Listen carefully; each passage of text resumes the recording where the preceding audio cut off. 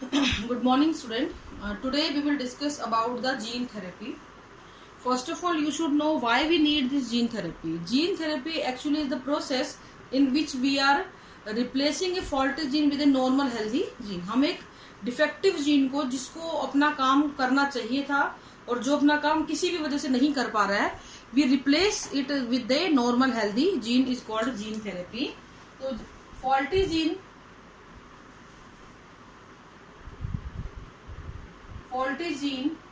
is replaced with normal healthy ठीक है, उसको हम क्या बोलते हैं? जीन थेरेपी बोल देते हैं. नॉर्मल हेल्दी जीन से क्या होगा? आपका वो जो जीन की कमी की, जीन की वजह से जो किसी भी चीज को इफेक्ट कर रहा था वो जीन, उस प्रोसेस को आप फ्रूटफुली चला सकते हो. ये दो तरीके की होती है बेटा, जर्मिनल जीन थेरेपी और somatic gene therapy. Germinal gene therapy में हम लोग क्या करते हैं? स्पर्म और अवम, इन दोनों को ही क्या करवा देते हैं? ट्रीट करवा देते हैं. इनके अंदर जीन को हम चेंज कर सकते हैं, लेकिन ये प्रोसेस अलाउड नहीं है, क्योंकि अगर आप जीन चेंज यहाँ पे करोगे ना, स्पर्म और अवम, इसका मतलब है आप आगे आने वाली जनरेशन में कुछ ना कुछ बदलाव कर रहे हो जो नुकसान के लिए भी यूज हो सकता है. तो इसलिए अलाउड नहीं कर रखा. सोमैटिक सेल के अंदर जो होता है, हम एक नॉर्मल जो बॉडी सेल होती है उसको यूज करते हैं. उसके जीन के अंदर हम कोई भी चेंज करके और रिजल्ट ले सकते हैं. तो ये आपको अलाउड है, ये आप कर सकते हो, ये एडवाइजेबल है. जबकि जर्मिनल जीन थेरेपी एडवाइजेबल नहीं है. अब बात आती है बेटा कि कौन सी ऐसी डिजीजेस हैं जिसको आप इनको इसके द्वारा करते हो.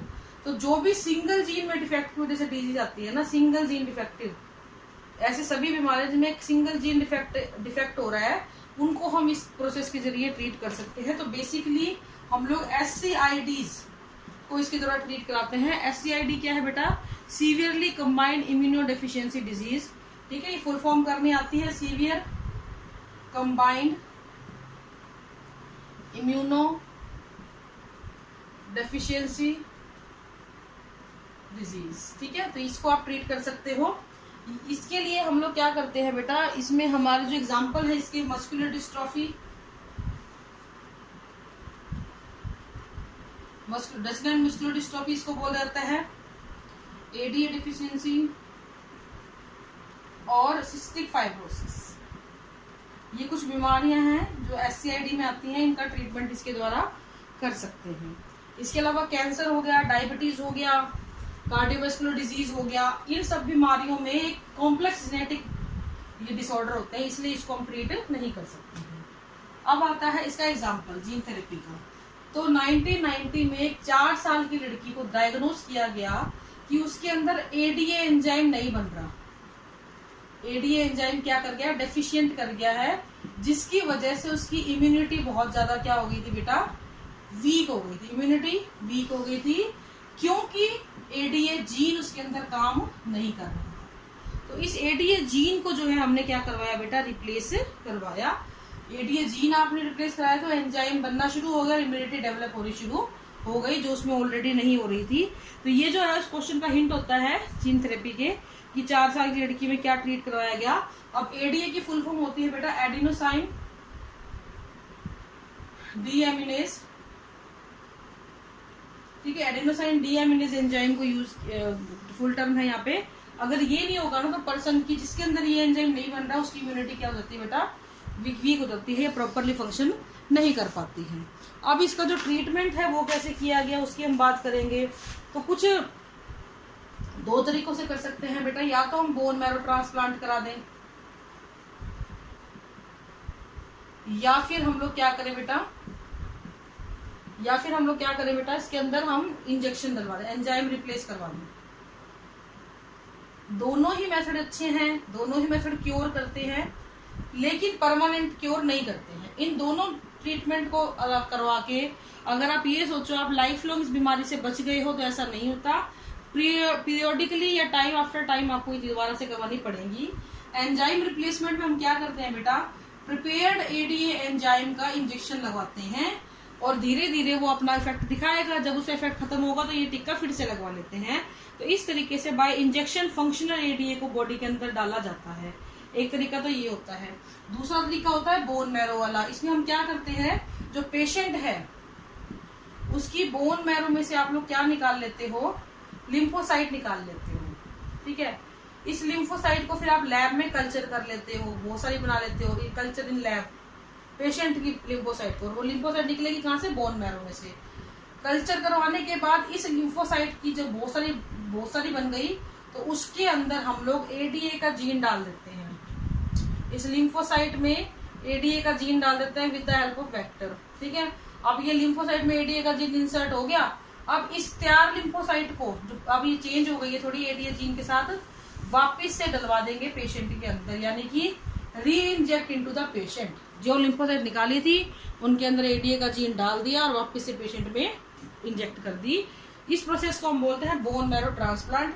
लेकिन ये चीज यहाँ पे ध्यान रखने वाली है, ये भी परमानेंटली क्योर नहीं करता है। तो फिर परमानेंट क्योर क्या नहीं हो सकता, पॉसिबल नहीं है?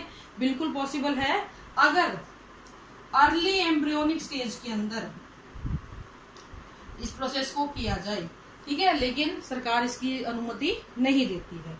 तो इस तरीके से एडीए डेफिशिएंसी को क्योर किया गया, लेकिन सिर्फ ट्रीटमेंट है, ये परमानेंट क्योर इससे नहीं होता है। आपको ये प्रोसेस बार बार फॉलो करना पड़ता है।